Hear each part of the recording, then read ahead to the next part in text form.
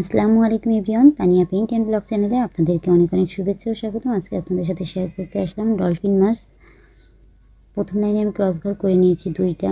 দ্বিতীয় নম্বর লাইনে ডান দিক থেকে একটা ঘর বাদ দিয়েছি এবং বাম দিক থেকে একটা ঘর বাড়িয়ে মোট ঘর নিয়েছি 2টা। এরপর 3 নম্বর লাইনে ডান দিক থেকে একটা ঘর বাড়িয়ে এবং বাম দিক থেকে 3টা ঘর বাড়িয়ে মোট ঘর নিয়েছি 6টা। 3 নম্বর লাইনে মোট ঘর নিয়েছি 6টা। এরপর 4 নম্বর লাইনে ডান দিক থেকে ও বাম দিক থেকে একটা একটা করে ঘর বাড়বে এবং মাঝখানের ঘরগুলো বসে মোট ঘর হবে 8টা।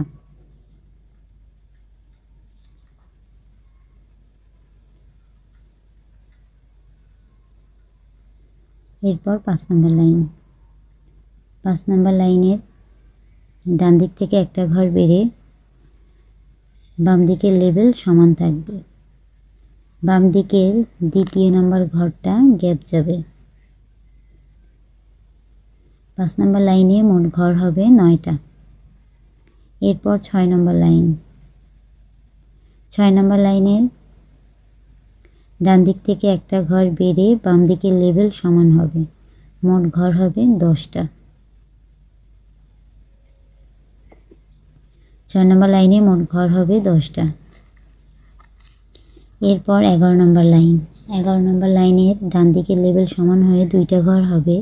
এরপর 3টা ঘর গ্যাপ দিয়ে আবার 2টা ঘর হবে, আবার 2টা ঘর গ্যাপ দিয়ে 2টা ঘর হবে।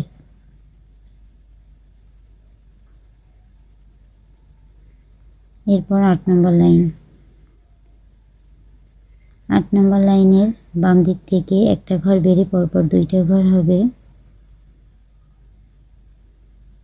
তারপর মাঝখানে যে 2টা ঘর ছিল সেই 2টা ঘরের বাম দিক থেকে একটা ঘর গ্যাপ দিয়ে পরপর 2টা ঘর নিব এবং ডান দিক থেকে একটা ঘর বাড়িয়ে পরপর 2টা ঘর নিব।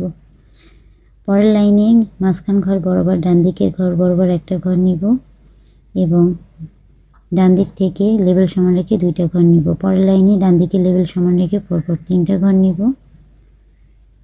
তারপরের লাইনে ডান দিকে ও বাম দিকে একটা একটা করে ঘর বাড়াবো এবং 3 নম্বর ঘরটা গ্যাপ দিব।